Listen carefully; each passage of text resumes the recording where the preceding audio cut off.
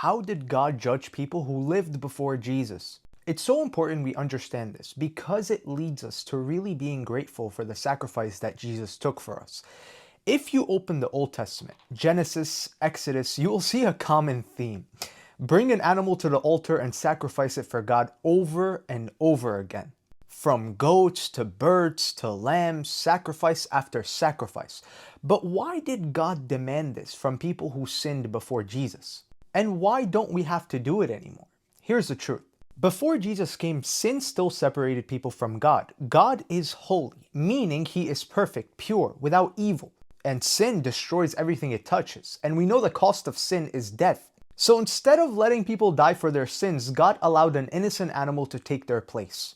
And this is not because God is cruel, not because God enjoys sacrifice, but because he wanted to show us two things. Number one, sin always has a cost. We treat sin lightly. We say everyone sins, or it's not that deep. But sin destroys souls, families, generations. God wanted people to see this. And number two, forgiveness always requires substitute.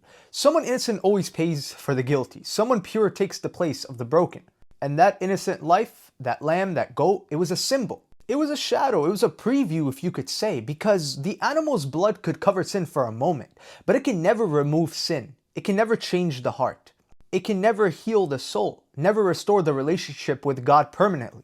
And this was mercy, it wasn't cruelty. It was God saying, instead of taking your life, I'll allow something else to stand in your place until the true sacrifice arrives. Now imagine living under that system. It's horrible. Bringing animals constantly, always wondering if you did enough, always carrying guilt, always feeling unclean, always needing another offering. It's not only exhausting, it's very heavy. It's incomplete. And that's why Jesus came. Jesus became the final perfect sacrifice, the Lamb of God, the one whose blood didn't just cover sin, it erased it. When Jesus died, he didn't just end sin, he ended the entire sacrificial system. He ended the distance between you and God. He ended the need for animals on an altar. He ended guilt and shame having the last word. And you better believe when he said, "It is finished," he meant it. So when people say God is cruel for allowing animals to die, they don't realize something. God was actually sparing them, protecting them, covering them, preparing them, and pointing the entire world toward the only sacrifice that could save us, Jesus, the perfect Lamb. That's why we're grateful. That's why we worship. That's why we honor him, because he took the punishment so we wouldn't have to.